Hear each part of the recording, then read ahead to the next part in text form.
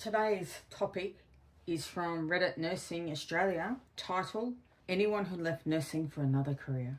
So the OP posted, I realise this is probably a very common question, but I genuinely want to hear people's experiences. Most of the posts I come across about leaving nursing for another career are from the US.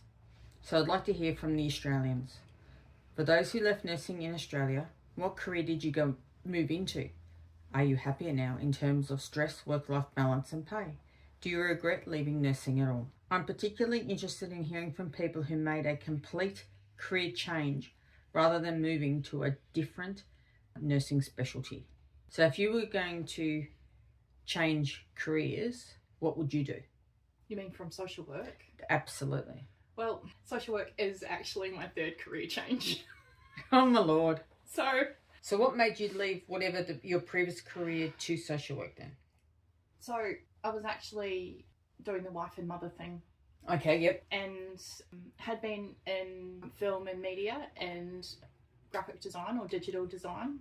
And then I got into education. And I liked that enough, but it just wasn't enough for me. I wanted to help people more. I didn't even know what a social worker was. And I was at a university week lecture and someone said that they were a social worker and I was like, oh, what's that? And they told me what it was. And then I decided between social work and psychology, I almost flipped a coin and ended up in social work. It fits me really well in my personality and I'm really glad. So if you were going to go and do the psychology, what do you think would have changed? I think the stats would have been hard for me. Okay. I've done stats subjects in sexology and I've done stats subjects in social work, but psychology is all stats. And while I do well at the stats, that's not what I wanted my career to be. I really want it to be about systems and power and how to support people through that. I'm going to ask a difficult question then. Oh, I thought there was one. But no, let's do it. Let's go there. So if you're all about systems, support and helping people through transitions, is that correct? Sort of? Yeah, not all about that, but yeah, let's just say that, yeah. If it's failing, what would you do to improve it? The systems are failing. Yeah. All of the systems are failing. I know that. We've all got our oxygen masks on at the moment. The plane is going down. Okay. That's where I live my best life. And that's why being a self-identified neurodivergent... Are you self-identified? Yeah. So a self-identified neurodivergent personality, you actually perform your best work then? Yeah, thrive in the chaos. Because you're in the chaos engine. Yeah, and because as a social worker, I see myself as the bridge between the person and the system. Okay. So I try and so the hand together. Out, not the hand up. Yeah. Do you know that meme or the analogy? I haven't heard the hand out, but I'm not. Yeah. I've got. You like to give them support as a co-creating what they need, not being the person who is a rescuer. Yeah, nothing about us without us, right? I walk alongside. Yeah. So that is the hand, as in like a handshake, versus the hand up where you're pulling them up. Yeah. Although, having said that, if I am up, I will pull someone up. I don't leave my people behind. So, yeah, but I know what you mean. I'm splitting straws then because I can. Do you have to? Yes. Righto. Love you too. Righto. So, now I'm going to read some of the comments down the page, okay? So, the first person. I currently work in assessment-based role at university in the medical doctorate degree. The its life balance change is insane and it's constantly feeling like I could be micromanaging my time like I would while working on the wards, and it's super weird that I can go and do things outside of work whenever I have time for it. So obviously that's because we're now working a more normalised hour compared to shift work. Anyway, they kept on going saying, I made a paid move. They are paid more. They have significantly less work to do and more freedom to organise their own time. The only reason that they worry is that if the role is not very transferable, which means if it was to become redundant or move, it would be much harder for them to secure another role like this. So for that reason, they're keeping their registration active and up to date and understanding they might need to be able to return to the bedside if things change. And with the way the world is at the moment, anything can happen. I don't believe right now there's a lot of job security in any area. Between AI and everything else. I think nursing probably would have less chance of being taken over by AI than, let's say, a doctor. Well, they're already doing surgery by robots already. I know, I think it's Japan, I could be wrong, it might be Taiwan. One of the Asia Pacific countries, I believe, has already got robot orderlies bringing things around and moving patients around. Little robots, little 4-foot robots running and doing X, Y, and Z. Yeah, I can imagine them like... You know, like taking pathology down or collecting bedpans or pushing trolleys or... Yes, I can see the orderly jobs going like, you know, moving a patient from A to Z, moving stuff from A to Z, but not the hands-on. Like, I can't imagine a robot taking blood. No, I don't believe that, and I don't believe, unless they would permanently keep IVs in or sorry, I lied, that would make sense. The only way a robot could take blood is if it was already fully automated on a system that was a closed system that they could access, aka say in an ICU environment where they had an arterial line in play and blood could be drawn off every X volume of hours and it would be an automated system. But from what you're saying, someone going like a blood collector lady, no, they would still need to exist. A phlebotomist. No, it's called Dracula. They like to suck. The Draculas will still exist. Shall we go on to the next one since I've lost the plot with you on that one? Okay, so the next one goes on. I studied a postgraduate diploma in environmental health. It's only been a year, but it lines up with the allied health stream in pay, etc. Check it out. It has health perks without the clinical, and they're enjoying it. I think a lot of people have moved into some sort of science and adjacent or health role. Nursing is a great place to start. It's a great foundation to then move into an adjacent role. Absolutely. Yeah. Like if I was going to change careers right now, going back, let's go back with the knowledge I have now. Yeah. If I was going to go back in, you know, crystal ball, go back when I was in my 20s and I'm just completing my nursing qualifications, I would have still done my grad year. I would have in hindsight, go back and I would probably have studied podiatry or I'll explain in 1 minute. No, let me explain in 1 minute. Podiatry or plastics. Yeah, okay. And you know why? Yeah. Because in an emergency, they're not the people you call. In an emergency, it's everything else. It's the orthos, it's the cardiology, it's the emergency team, it's you don't call and you don't worry about fucking feet and you don't worry about plastics. Because if they've handed it into an emergency room, you are not worried about the fact that they've lost half of their face. It is not a priority, stabilising them. So I'm going to say, lie, pants on fire. Because you love the drama. You would have been bored with feet and faces. Fuck off. You know. Sorry. You know me. Yeah. You're an emergency full on, like gung ho. Lie, pants on fire. Oh, absolutely. But you'd like to think that you wouldn't do it to yourself. I would like to think, with what I know now, had a mentor or a peer who, if I wasn't, remember, I'm self-identified as neurodivergent. If I just wanted to set myself up for life and happy to go along and play the system and set up my retirement package, blah, blah, blah, they're the jobs I would have done. Yeah, right. Because they're not in the emergency. They're always the later. Yeah. I'll tell you another one that's interesting. Yeah. Only from a lived experience. Yeah. I had a dental bone infection just before Christmas. Guess what? What? No, I was diagnosed with osteomyelitis. Do you think I could get a dental surgeon at any time over the Christmas New Year break? No. Those assholes are also incredible with their hours of operation. So anyone wants a career change, that's another one. Dentists make a crap ton of money, but teeth. Oh yeah, breath. Oh no, see, that hits my neurodivergent. Yeah, no. Teeth. And the noise of all the drills and all of that sort of stuff. Oh no, that's like chalk on you know, back in the olden days, I don't know. Yeah. Nails on a chalkboard. Yeah. And the space is, like, I would worry, like, I am clumsy AF, right? Like, and I would worry, I'd be like, someone. Oh, could you imagine pulling out a tooth and then go, because one of my teeth was so impacted that they struggled to get it out. Like, it was like standing on top of me trying to wrench the MO out.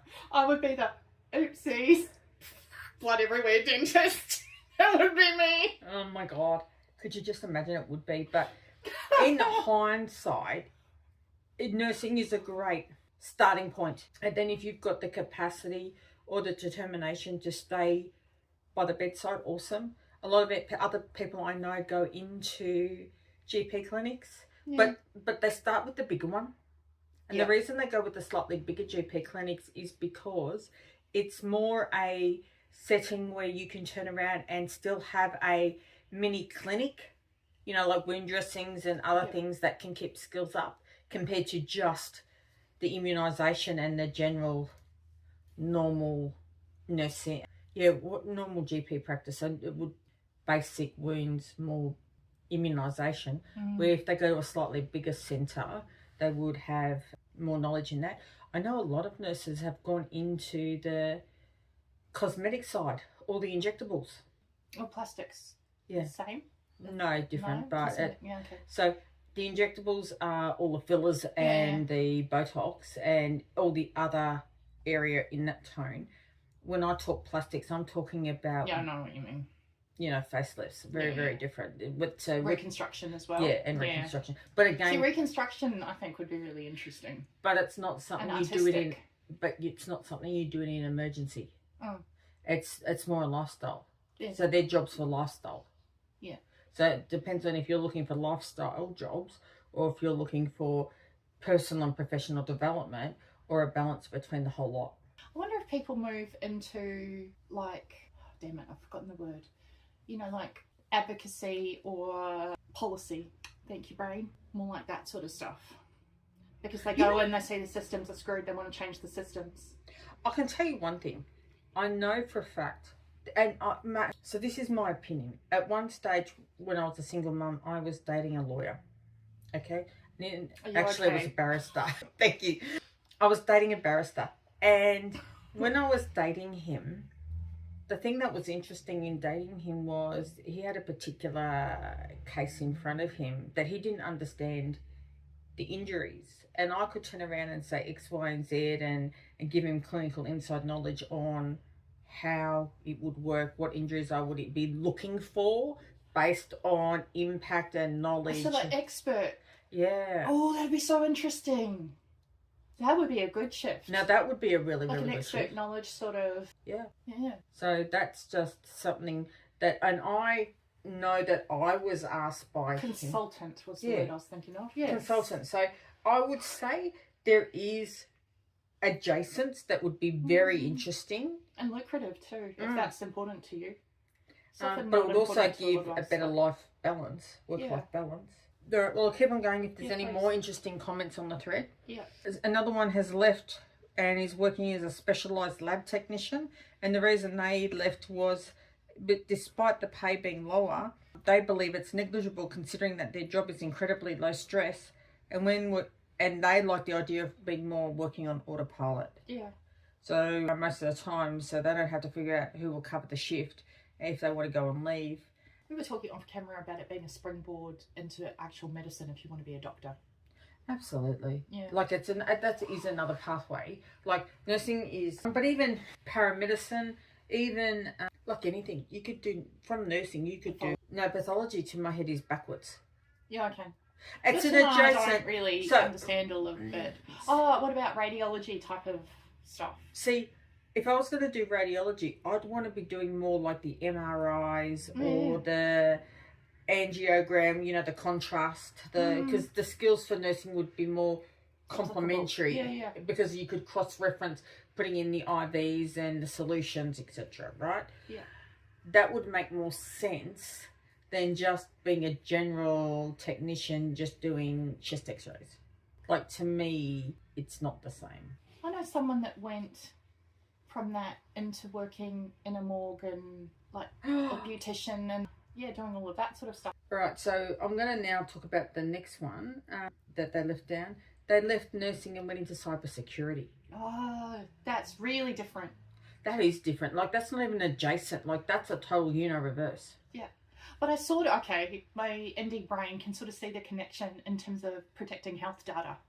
Oh, okay, yeah. Right. What about doing a job, right, that you could do your nursing qualifications and then you could then work in, as weird as it sounds, right, if you really, really want to, in work cover or in insurance protection.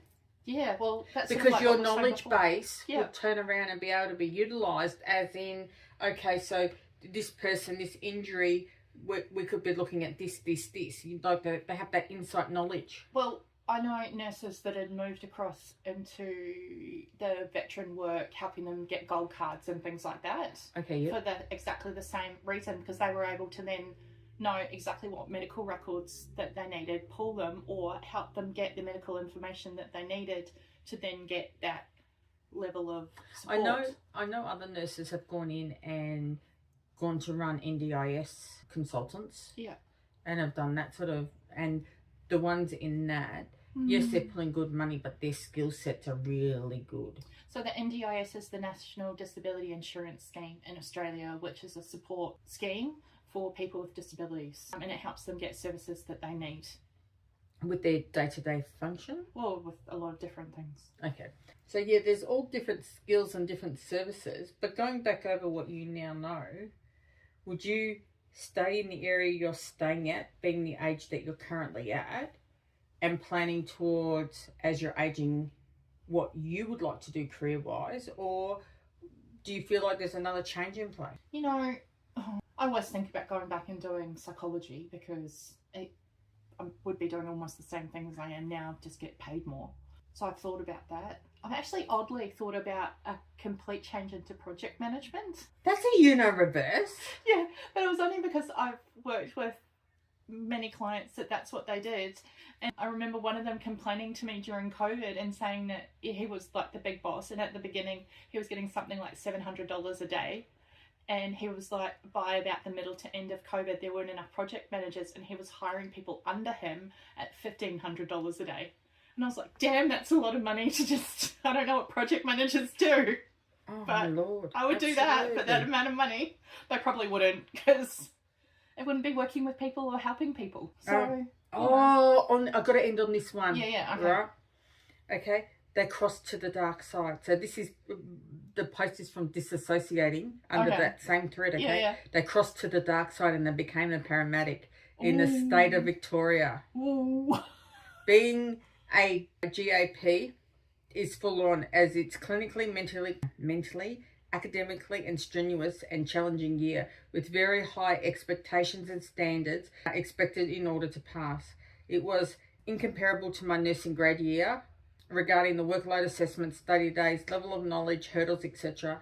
I also completed my nursing grad year at a major metro Melbourne hospital. For context, be prepared to sacrifice your social life as a GAP, but... What does GAP stand for? So GAP, it has General something paramedic? I don't know. We'll have to look that up and then insert it in there for us. I have a great work-life balance with a significantly higher pay, better rostering, annual leave length benefits. The job stress is easier to manage. The ratio is always one patient to 2 ALS paramedics, which is advanced life support paramedics. Typically, we are respected within the community. We carry a much broader advanced scope of practice in regards to our clinical autonomy and decision-making and interventions. Further into career, there are so many baskets to stick your hand into if you're not keen to work on the road long term. GAP stands for Graduate Ambulance Paramedic. Okay, cool. Why don't I think A for ambulance? Oh, duh. Right, sorry. Further into the career, there's so many baskets to stick your hand into if you want to change and get off working the road. Plus, they also get to drive in the Band-Aid box fast. I've never thought of an ambulance being called as a Band-Aid box. I cannot see myself returning to nursing at any point. And then the person, the OP, said, I take my hat off to you for crossing over into a profession that is and can be so mentally exhausting too. Appreciate your work. Something I've always wanted to do, and I keep looking at it, is working in the call centre. Yeah. For Triple O, but particularly for see, ambulance. Nursing or ambulance, anyone in that skill set could easily cross into that, because they would know how to talk a person through delivering due to different things. Yeah. See, I don't know that I'd actually want to be on site. There's part of me that would, but in real honesty, I don't know I'd be able to handle the blood and gore, in all honesty. At a call centre? No, I mean actually on the site. But in the call centre, talking someone through it and having that distance between them through the phone and actually helping someone by talking them through that I think would be... Well, I'm an adrenaline junkie. That would be amazing. Essentially, it is literally a crisis call. Yeah, exactly. That's what it really is. Yeah, yeah. But on that note, do you think we've fairly covered an interesting topic here of when you leave nursing, what other careers did you turn to? What was attracted? And do you still, as a result, completely go into that career change, or do you still maintain your nursing registration? I'd be interested to hear from people whether they've moved and what they thought, or whether they're still in nursing and thinking about moving. And, you know, if they are thinking about moving, if they can connect with people that have moved so they can actually have a chat between peers and see, excuse the pun, and see if it's actually something that they really want to do, because the thought and the reality might be two really different things. And look, we've had some intelligent choices here. We've also read on the thread of different people's experiences and what they put their toe into and have tried and have successfully navigated that new world. But in the meantime, I'd like to say thank you very much and see you in the next one.